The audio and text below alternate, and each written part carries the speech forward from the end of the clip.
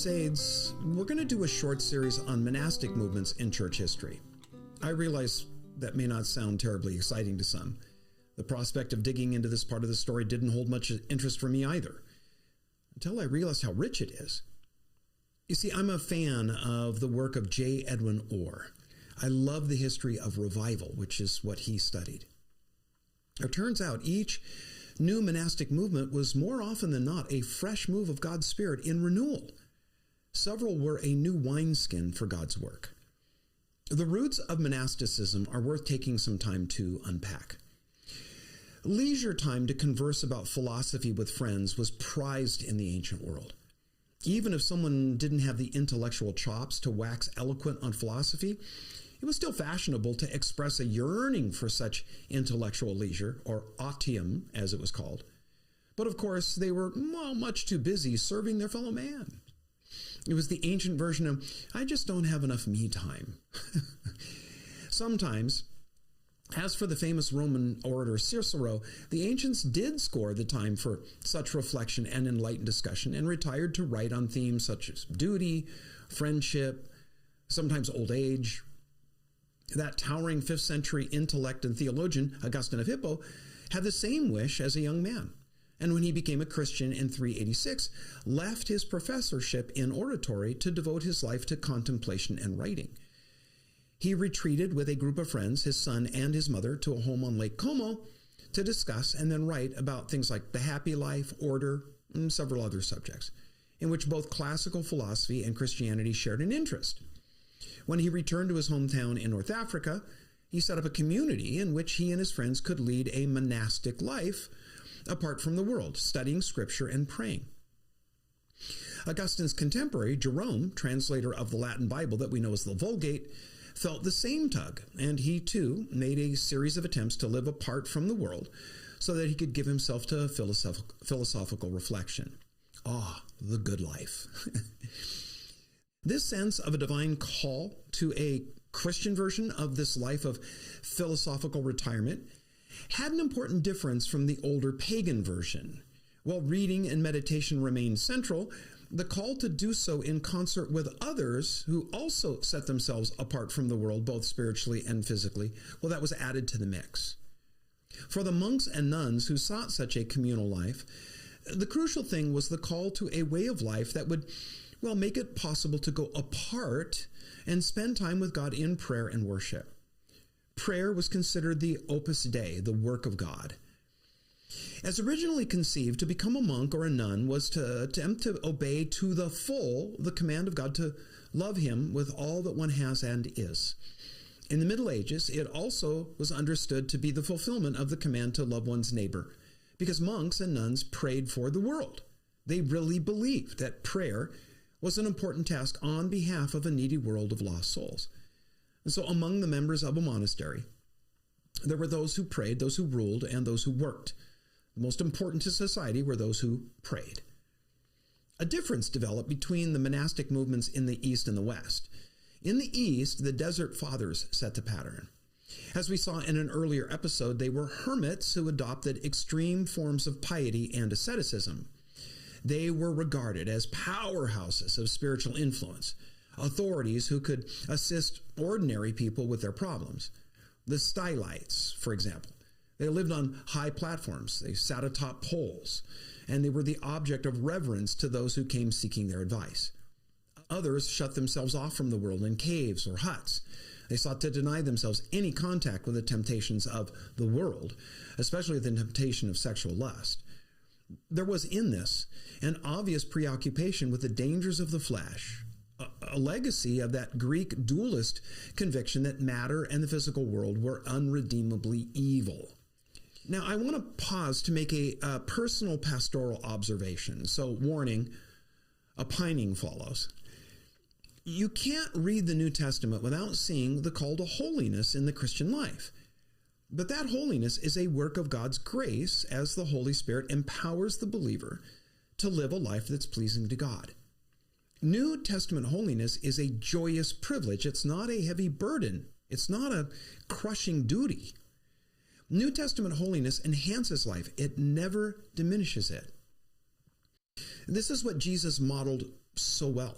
And it's why genuine seekers after God were so drawn to him. He was attractive. He didn't just do holiness, he was holy. And yet no one had more life.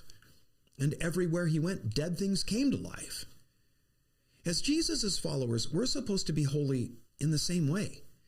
But if we're honest, we'd have to admit that for the vast majority, holiness is often conceived as a dry, boring, life-sucking burden of moral perfection.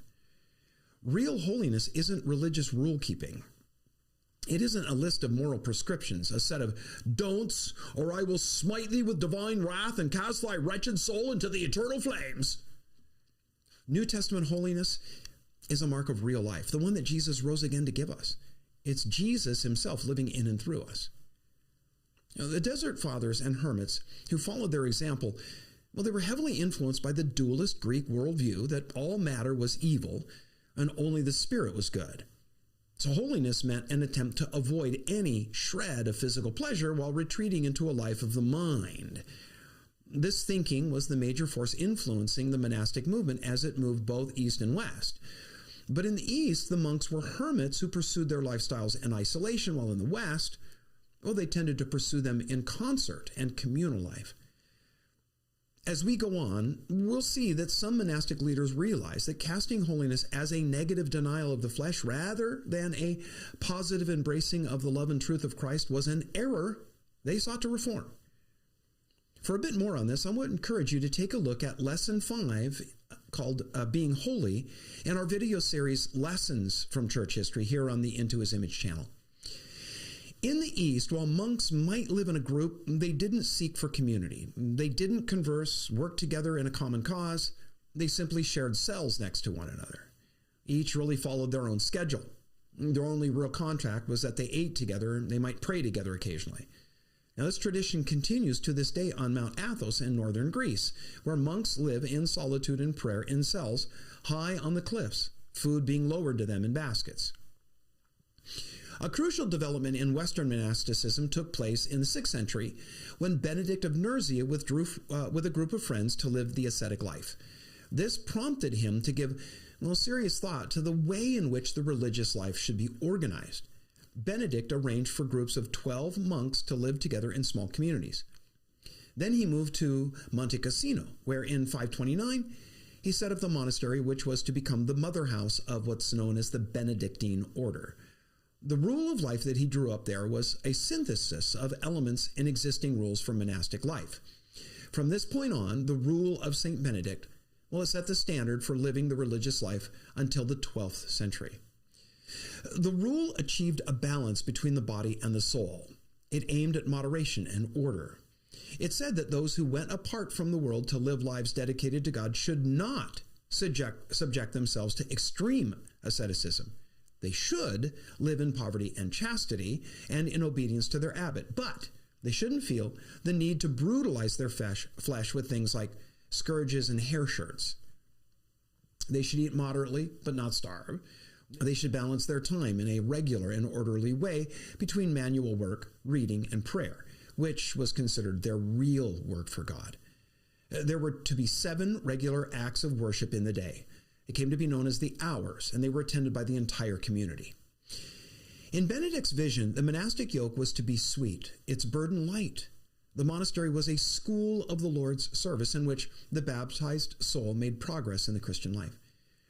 In the Anglo-Saxon period of English history, nuns formed a significant part of the population. There were several double monasteries, as they were called, where communities of both monks and nuns lived side by side. Several female abbots, known as abbesses, proved to be outstanding leaders. Hilda, the abbess of the double monastery at Whitby, played a major role at the Synod of Whitby in 664.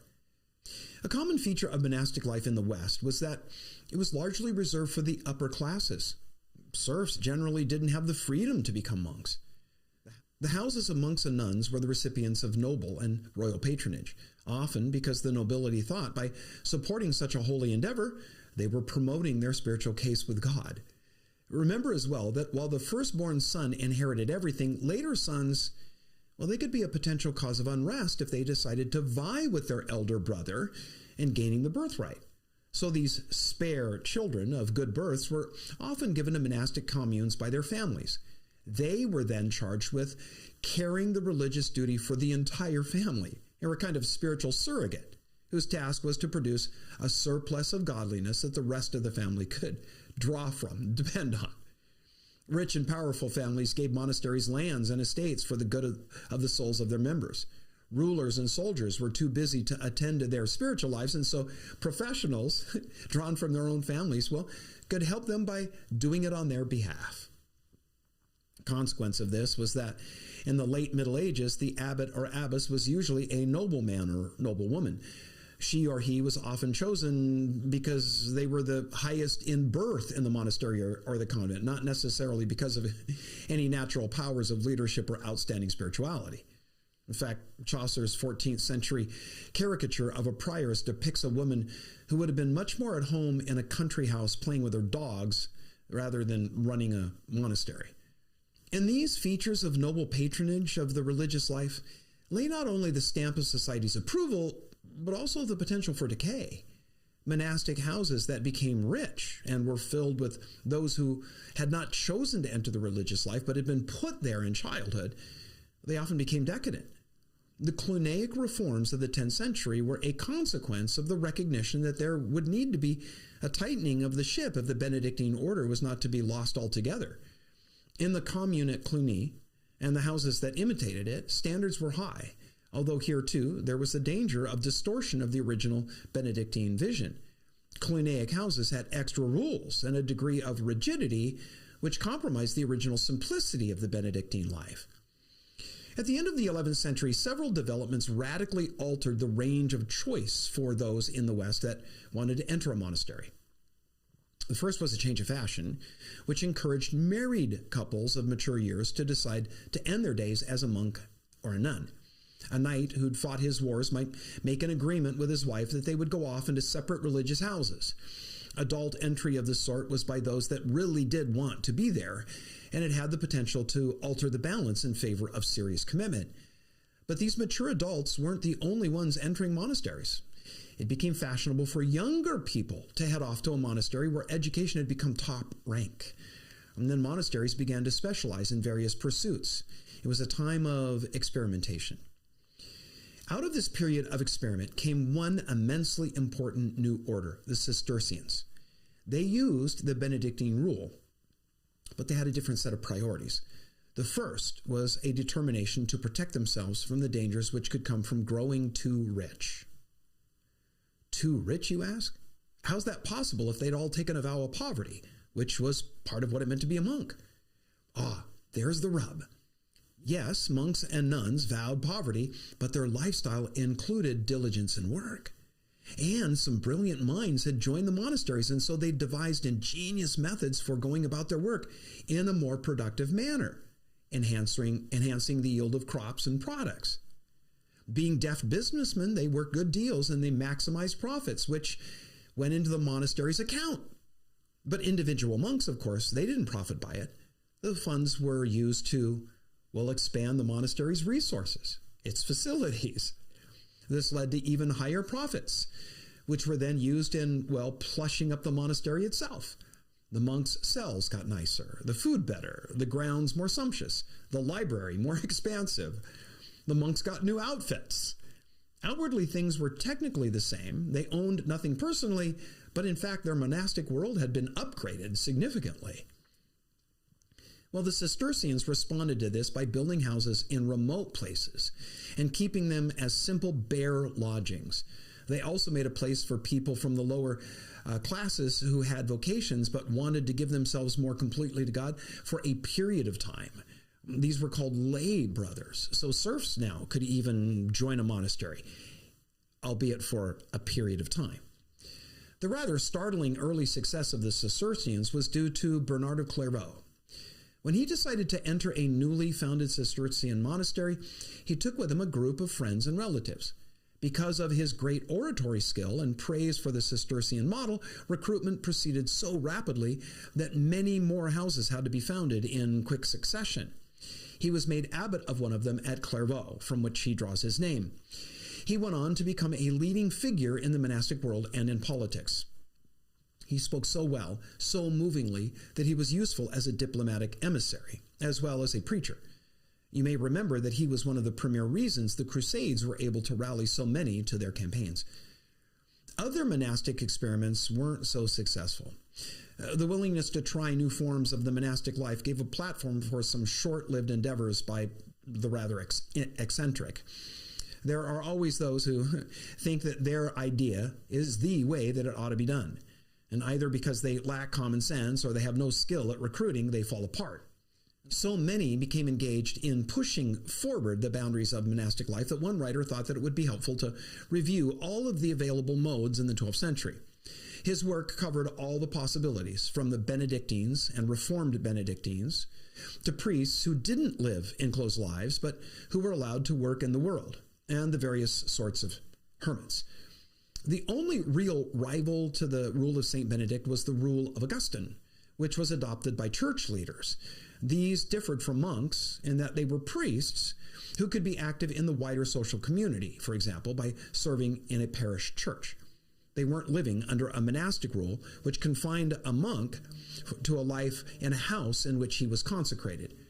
Priests serving in a cathedral, for example, were encouraged to live in a city, but under a code like the Augustinian rule, which was well adapted to their needs. The 12th century saw the creation of new monastic orders. In Paris, the Victorines produced leading academic figures and teachers. Then the Premonstratensians were a group of Latin monks who took on the arduous task of trying to heal that rift between the Eastern and Western churches. The problem was there was no corresponding monastic group in the East for them to work with. Now we're going to pick it up at this point next time. Monasticism is really an important part of church history because of the huge impact it had in shaping the faith of common Christians throughout the Middle Ages and on into the Renaissance. Some of the monastic leaders are the great pillars of the faith, and we can't really understand them without knowing a little about the world in which they lived.